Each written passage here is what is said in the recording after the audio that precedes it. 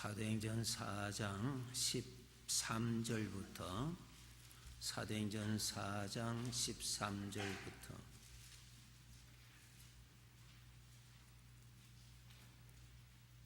22절까지 사도행전 4장 13절부터 22절까지 함께 읽으시겠습니다. 그들이 베드로와 요한이 담대하게 말함을 보고 그들을 본래 학문 없는 범인으로 알았다가 이상히 여기며 또 전에 예수와 함께 있던 줄도 알고 또 병 나은 사람이 그들과 함께 서 있는 것을 보고 비난할 말이 없는지라 명하여 공회에서 나가라 하고 서로 의논하여 이르되 이 사람들을 어떻게 할까? 그들로 말미암아 유명한 표적 나타난 것이 예루살렘에 사는 모든 사람에게 알려졌으니 우리도 부인할 수 없는지라. 이것이 민간에 더 퍼지지 못하게 그들을 위협하여 이후에는 이 이름으로 아무에게도 말하지 말게 하자 하고 그들을 불러 경고하여 도무지 예수의 이름으로 말하지도 말고 가르치지도 말라 하니 베드로와 요한이 대답하여 이르되 하나님 앞에서 너희의 말을 듣는 것이 하나님의 말씀을 듣는 것보다 옳은가 판단하라. 우리는 보고 들은 것을 말하지 아니할 수 없다 하니 관리들이 백성들 때문에 그들을 어떻게 처벌할지 방법을 찾지 못하고 다시 위협하여 놓아 주었으니 이는 모든 사람이 그 된 일을 보고 하나님께 영광을 돌립니다. 이 표적으로 병 나은 사람은 40여 세나 되었더라. 아멘. 사도행전 3장 1절부터 보시면은 성전 민문에 앉아있는 안전뱅이 근 40여 동안 일어서서 걸어본 적이 없는 불쌍한 사람, 변함없이 성전 민문에 앉아서 여러 사람의 도움을 요청하고 있는 이 사람에게 예수님의 제자 베드로가 예수님의 이름으로 그 사람이 그 자리에 일어서게 하는 것이 기록이 있습니다. 즉 예수님께서 영으로 그 자리에 계셔서 그 사람을 일으켜 주신 사건이죠. 그 일로 인해서 예수님을 죽였던 사람들이 베드로와 사도들을 잡아서 협박을 합니다. 뭐라고 협박을 하느냐 하면은 18절에 보시면은 도무지 예수의 이름으로 말하지도 말고 가르치지도 말라. 예수님의 이름으로 말하지 말라고 협박을 합니다. 왜 저들이 예수님의 이름으로 말하지 말라고 그렇게 협박했을까? 예수님의 이름에 무슨 권세가 있기 때문에 예수님의 이름으로 말하지 말라고 했을까? 다른 말은 하여도 좋은데 예수님의 이름으로 말하지 말라고 그렇게 협박을 했습니다. 그럴 때에 제자들은 거기에 우리는 순종할 수가 없다고 거기에 거부를 하게 됩니다. 또 사도행전 9장 14절 한번 찾아보시기 바랍니다. 같은 내용이 또 기록되어 있습니다. 사도행전 9장 14절입니다. 사도행전 9장 14절 보시면 읽으시겠습니다. 여기서도 주의 이름을 부르는 모든 사람을 결박할 권한을 대제사장들에게서 받았나이다 하거늘. 이 말씀은 사도행전 9장 1절부터 보면은 사도 바울이 예수님을 믿기 전에 예수님을 믿는 사람을 아주 핍박을 했습니다. 그때에 이 사울이 제사장으로부터 무슨 고난을 받았는가 하면은 14절에 주의 이름을 부르는 사람들을 결박할 권세를 가졌다 그랬어요. 주의 이름으로 말하는 사람, 주의 이름을 사용하는 사람을 결박할 권세를 가지고 그때도 다메섹 도상으로 다메섹으로 올라가는 길에 그렇게 했습니다. 오늘 본문 베드로와 사도들에게도 예수님을 핍박했던 사람들이 예수님의 이름을 쓰지 말라, 예수님의 이름으로 말하지 말라, 그렇게 협박을 한 내용이 있고, 또 사도 바울도 전에는 교회를 핍박할 때 예수님의 이름을 부르는 사람들을 잡아서 감옥에 가두게 하는 그런 권세를 가졌다고 그럽니다. 여기서 우리가 알아야 될 것이 예수님의 이름이 얼마나 권세가 있는가를 우리가 알아야 됩니다. 예수님의 이름. 예수님은 바로 하나님이십니다. 하나님이 만물의 주인이십니다. 하나님은 만물을 다스리시는 권세를 가지고 계시는 분이십니다. 우리들의 삶에 살아계시는 주님의 구원을 많이 경험하시기 위해서는 어떻게 해야 되는가? 예수님의 이름을 많이 사용하라. 예수님의 이름을 많이 사용하라 그럽니다. 여러분, 우리가 살고 있는 이 미국에 변화되는 것 중에 하나가 하나님의 이름, 예수님의 이름을 쓰지 못하게 하고 있습니다. 이것은 가벼운 문제가 아닙니다. 영적인 어둠의 세력으로 인해서 예수님의 이름을 못 쓰게 합니다. 전에는 어떠한 행사를 할 때 기도를 항상 먼저 했습니다. 지금도 기도하기도 합니다. 그런데 전에는 마지막에 기도할 때 예수님의 이름으로 기도합니다를 썼습니다. 지금은 예수님의 이름을 못 쓰고 그냥 끝납니다. 그리고 공적인 여러 가지 문서에 예수님의 이름을 쓰지 못하게 하고 있습니다. 십자가의 모양도 쓰지 못하도록 하고 있습니다. 이것은 가벼운 문제가 아닙니다. 이 초대교회에 예수님을 죽였던 어둠의 세력의 권세들이 가장 싫어하는 것이 예수님의 이름입니다. 예수님의 이름을 부르지 못하도록, 쓰지 못하도록 위협을 하고 협박했습니다. 오늘도 그렇습니다. 예수님의 이름을 못 쓰게 합니다. 여러분, 방송에 이렇게 인터뷰할 때 제일 먼저 거기에서 무엇을 하느냐? 예수님의 이름을 사용하지 못하도록 부탁합니다. 크리스찬이 인터뷰할 때요. 예수님의 이름을 쓰지 못하도록 다 합니다. 다른 이야기는 다 하되 예수님의 이름은 쓰지 못하도록 하고 있는 것입니다. 여기에서 보면은 어둠의 세력이 가장 싫어하는 것이 예수님의 이름입니다.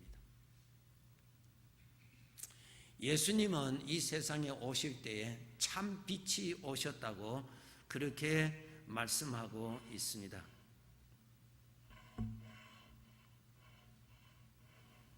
요한복음 1장에 보시면은 참 빛이라 그랬습니다.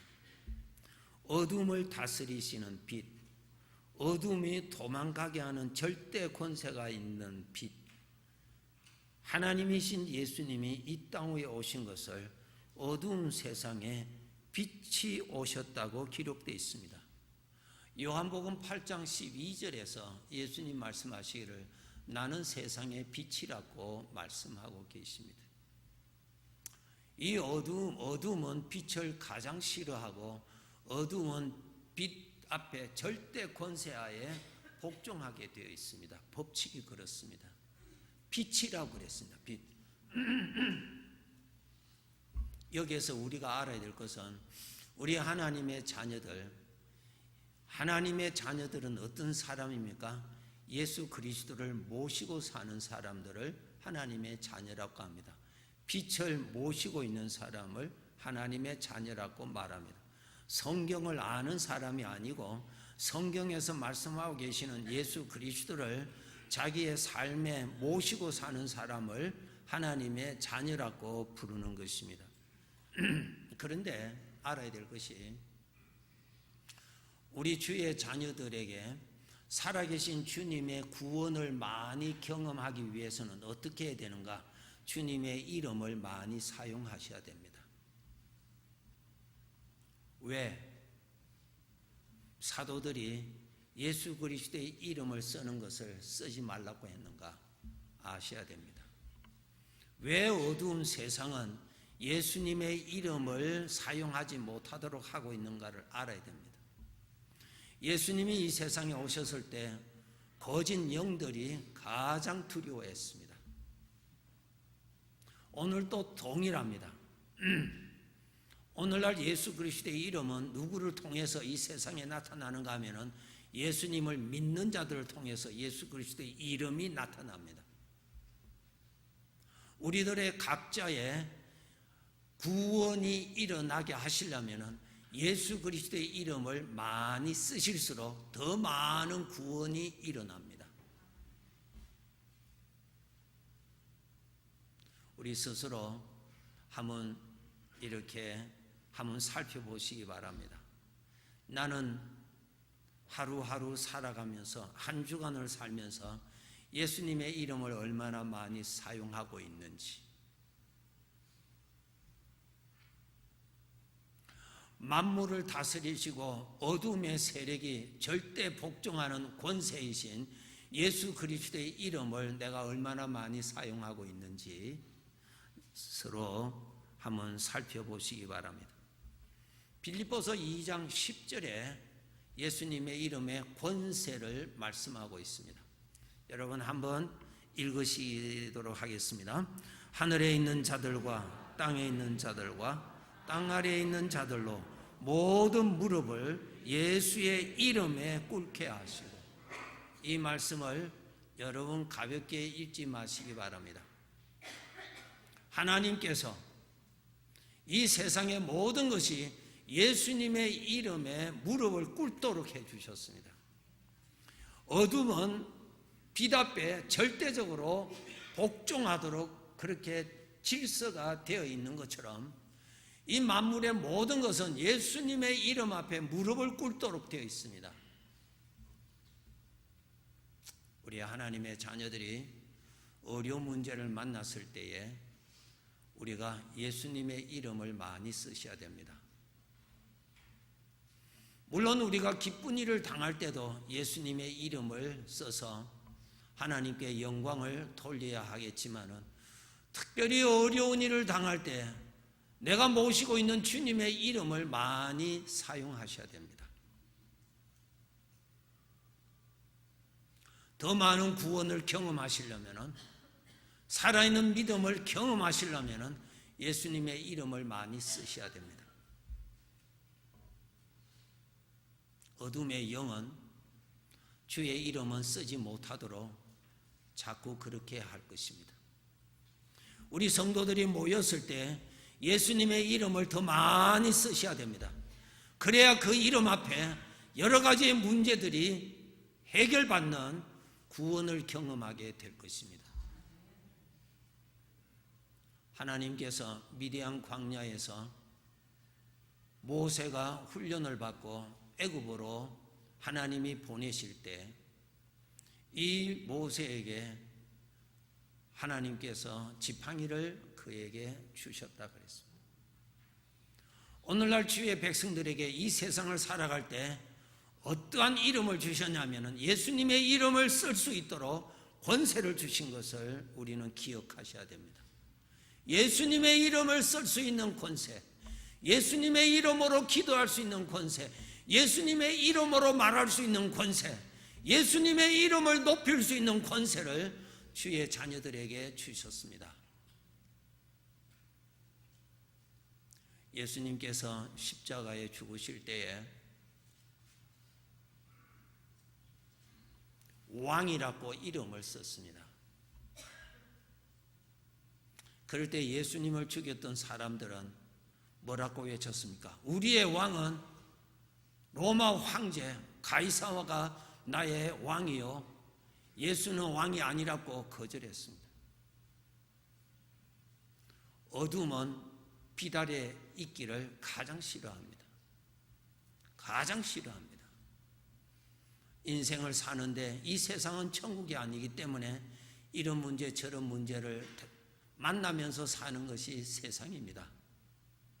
내 마음에 걱정도 일어나고 내 마음에 어둠의 생각들이 내 마음을 괴롭힐 때가 있는 것이 이 세상입니다.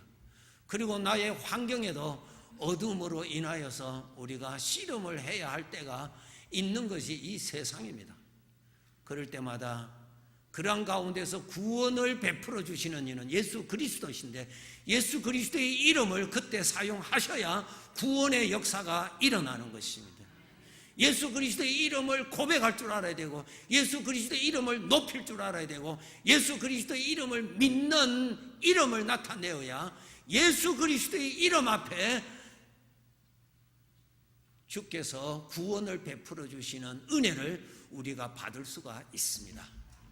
한 번 더 살펴보시기 바랍니다. 나의 삶에 내가 예수님의 이름은 얼마나 사용하고 있는지. 더 많은 구원을 경험하시려면 예수님의 이름을 더 많이 쓰시면 됩니다.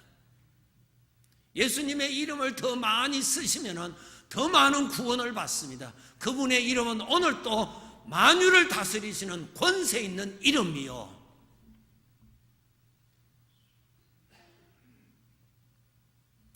사도행전 16장에 읽어보시면 사도 바울이 복음을 전하다가 사도행전 16장 23절부터 26절에 보시면 복음을 전하다가 그는 잡혀서 마게도냐 첫성 빌립보에서 그 어려움을 겪습니다.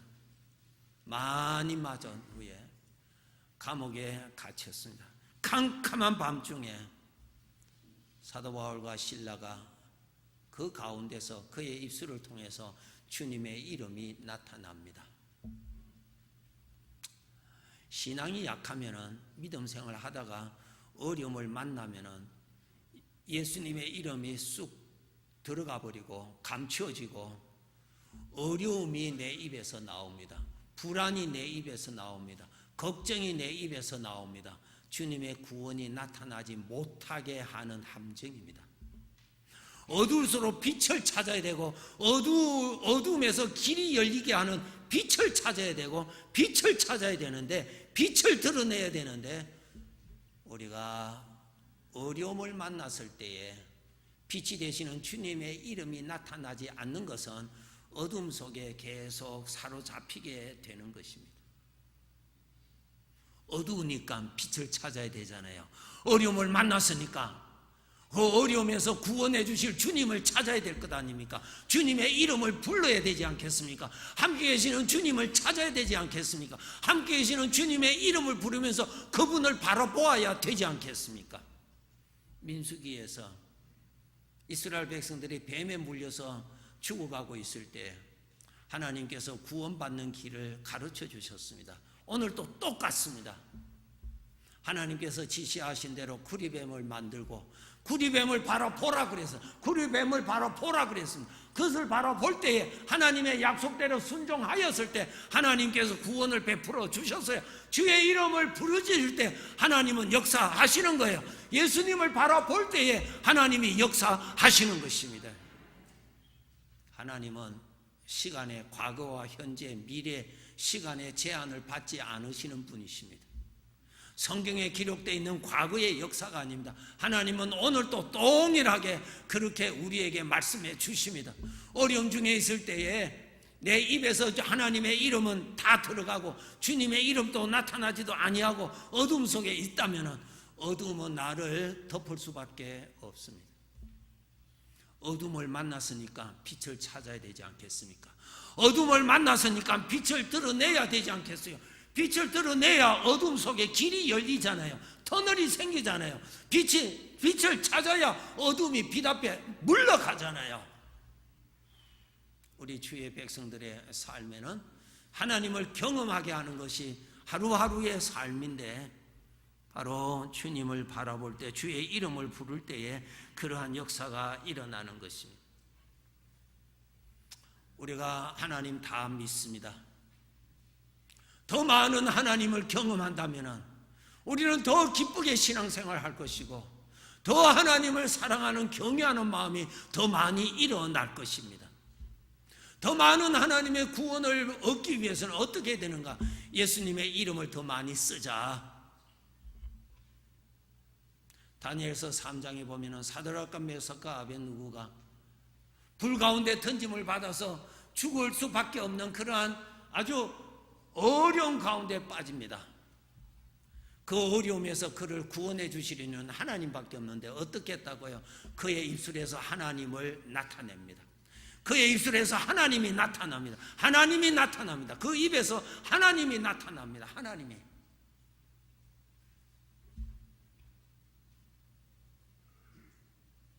오늘날 이 하나님을 모르는 사람들에게 하나님이 살아계시다는 것을 저희들에게 보여주기 위해서 어떻게 하면 됩니까? 우리가 나의 삶 속에 계시는 하나님을 말할 때에, 나의 삶 속에 계시는 주님을 말할 때에 저들이 그 말을 듣고 하나님이 계심을 알게 되는 것입니다. 말이 그렇게 소중한 것입니다.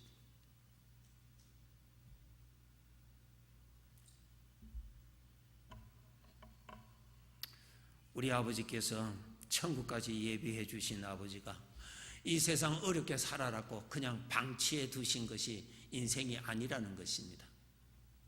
우리들의 삶 속에 살아계신 하나님을 경험할 수 있는 기회로 주셨는데, 문제에 시달림 받고 살아라는 것이 아니라 문제에서 구원을 받게 하시는 하나님을 경험하라고 인생을 주신 것인데, 하나님을 경험하기 위해서는 어떻게 해야 되는가? 주의 이름을 사용하라는 것입니다.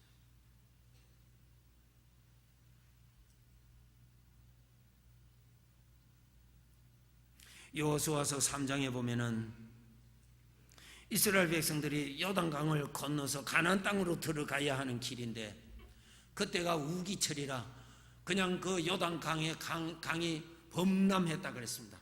가득 찼습니다. 이번에 성지순례 왔을 때 비스가산에서 이렇게 저 옆에 계신 분한테는 설명해 드렸어요. 이 강폭이 얼마나 넓은지 보라고. 그 위에서 보면은 그 요단강이 얼마나 넓은지를 알 수 있습니다. 흔적이 있습니다. 아주 넓은 곳입니다. 그곳에 범람해서 그곳을 지나간다는 것은 사람의 힘으로는 불가능한 일입니다. 헤엄쳐서 건너갈 수도 없습니다. 상류에서 하류로 내려가는 길이거든요. 거기에서 조금만 내려가면은 그 사해입니다. 그러니까 아주 그 물살이 센 곳입니다. 그곳이.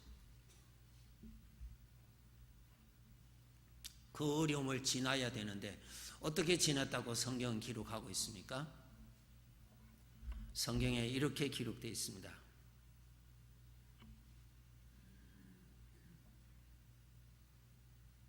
여호수아서 4장 7절에 보시면은, 여호수아서 4장 7절에 있습니다. 7절 읽으시겠습니다. 그들에게 이르기를 요단 물이 여호와의 언약궤 앞에서 끊어졌나니, 곧 언약궤가 요단을 건널 때에 요단 물이 끊어졌으므로. 됐습니다. 그 요단 물이 여호와의 언약궤 앞에서 끊어졌습니다. 여호와의 언약궤는 바로 하나님을 말합니다. 언약궤는 바로 하나님의 임재, 하나님을 말하는 말. 하나님 앞에서 요단 강물의 흐름이 끊어졌다는 것입니다. 하나님 앞에서. 그런데 알아야 될 것이, 그 여호와의 언약궤가 어떻게 해서 요단강으로 들어갔습니까? 제사장을 통하여서 언약궤가 들어갔습니다. 하나님께서 지시하신 대로 언약궤를 제사장들이 어깨에 메고 들어갔습니다. 들어가니까 물의 흐름이 끊어졌습니다. 그것은 제사장으로 인하여서 끊어진 것이 아니라 여호와로 인하여서 끊어졌다. 그 요단강에 언약궤가 그곳으로 들어가고 요단강의 흐름 가운데 언약궤가 머물러 있게 하는 제사장이라.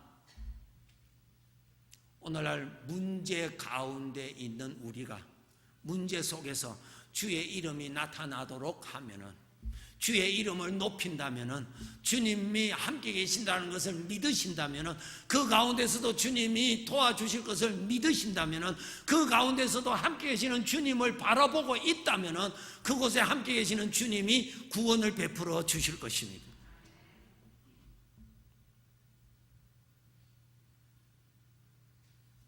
문제를 만났을 때 내가 문제를 만나잖아요.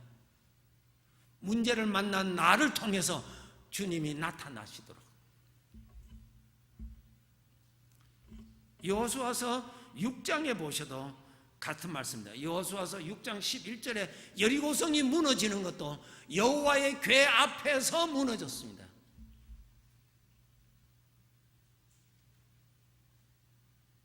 여호와 앞에서 성벽이 무너졌지 백성들로 인하여서 무너진 것이 아닙니다. 그런데 그 여호와의 궤가 여리고성을 돈 것은 제사장들과 백성들을 통하여서 돌았습니다. 같은 말씀입니다. 문제를 만났을 때 믿음의 사람을 통해서 그 문제 가운데 주님의 이름이 나타나도록 하라. 우리는 생각의 습관이 어려움을 당하면은 하나님의 이름이 나타나는 대신에 걱정이 나타나고 근심이 나타나고 두려움이 나타나고 여러 가지의 것들이 나타납니다. 그것이 구원을 일어나는 것이 아니라 그 말이죠. 여러분, 우리가 말을 할 때 그냥 말한다고 말이 아니라 그 말이 얼마나 나를 유익하게 만들어주느냐 하는 것이 말을 잘하는 것이고, 거기에서 가장 말 잘하는 것은 어떻게 하면 하나님이 역사하시는가 하는 그 말을 하는 사람이 말을 가장 잘하는 사람입니다. 자기 마음에 있는 대로 표현하는 것이 말이 아닙니다. 유익하도록 말할 줄 아는 것이 말이요. 믿음의 사람들은 하나님의 은혜가 나타나도록 말할 줄 아는 것이 말이라 그랬어요. 그래서 사도 바울도 내가 영적으로 어렸을 때는 말하는 것이 어린아이와 같았지만은 내가 장성한 다음에는, 신앙이 자란 다음에는 내가 어린아이 같이 말하는 것을 버렸다 그랬습니다.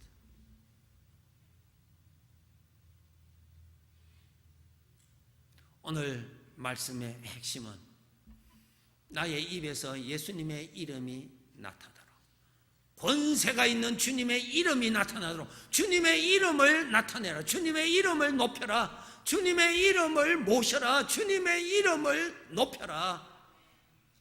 걱정을 높이지 말고, 문제를 높이지 말고, 그러면은 주님의 다스리심이 우리에게 일어난다 그 말씀입니다. 자, 성경 구절 시편 73편 23절입니다. 시편 73편 23절.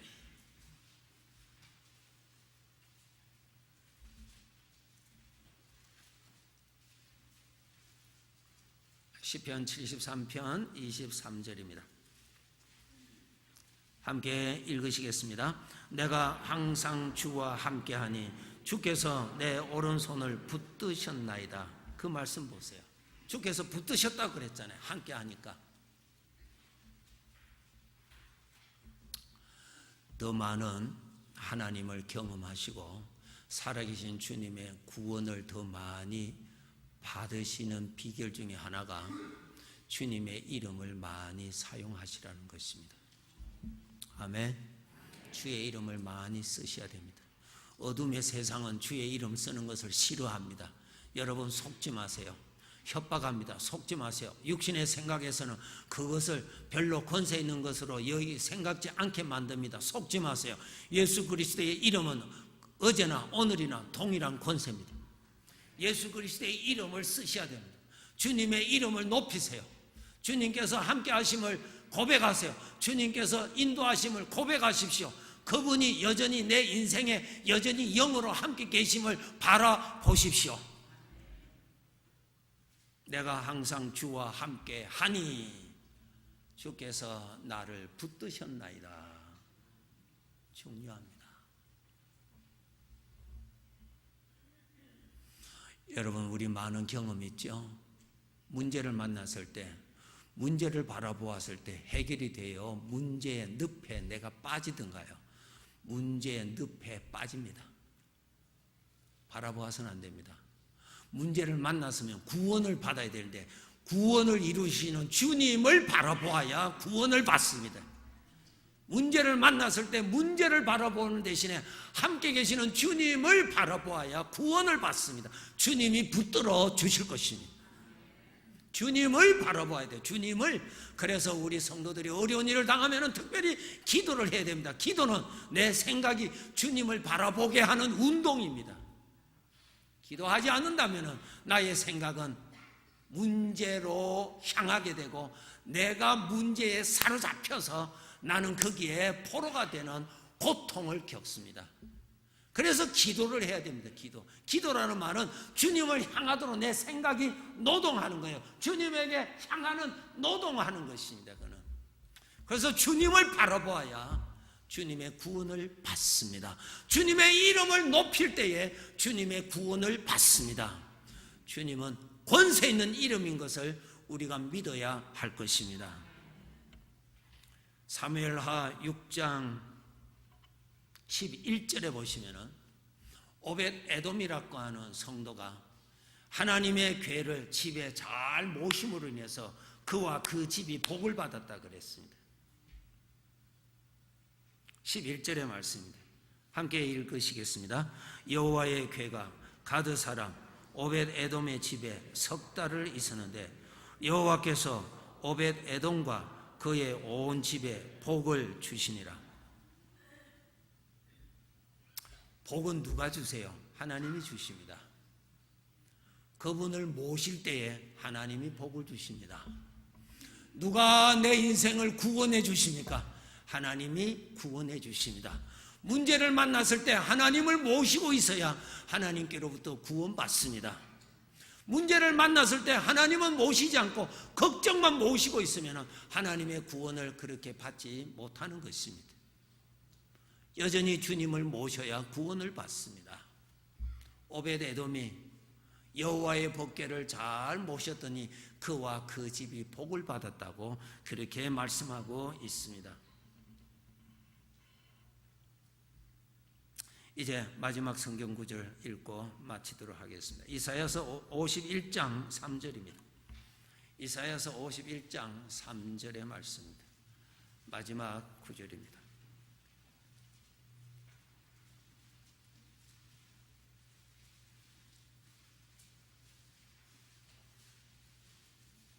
이사야서 51장 3절 읽으시겠습니다. 대저 여호와가 시온을 위로하되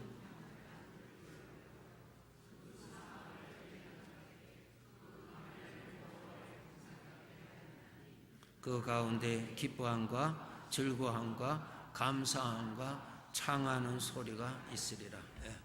황폐한 곳, 광야, 사막일지라도 하나님께서 역사하심으로 인하여서 그 가운데서 광야와 사막과 황폐한 가운데서도 기쁨이 일어나고 즐거움이 일어나도 감사가 일어나도록 하나님께서 해 주시겠다는 것입니다.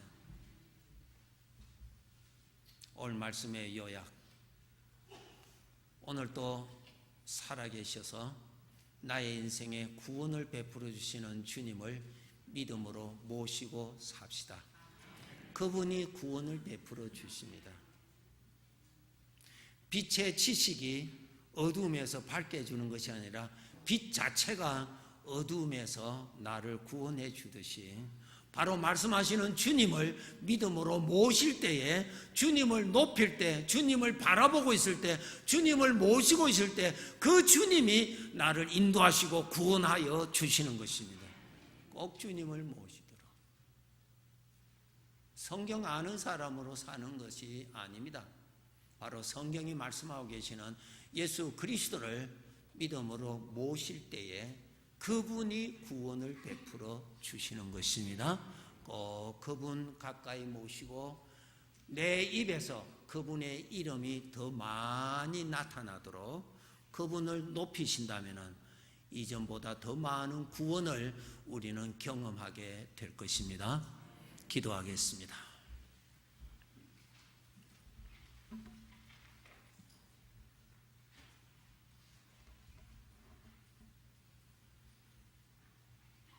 내가 여호와를 항상 내 앞에 모시며 그가 나의 오른쪽에 계심으로 내가 흔들리지 아니하리로다. 주님을 모실 수 있는 영광을 주신 것을 감사합니다.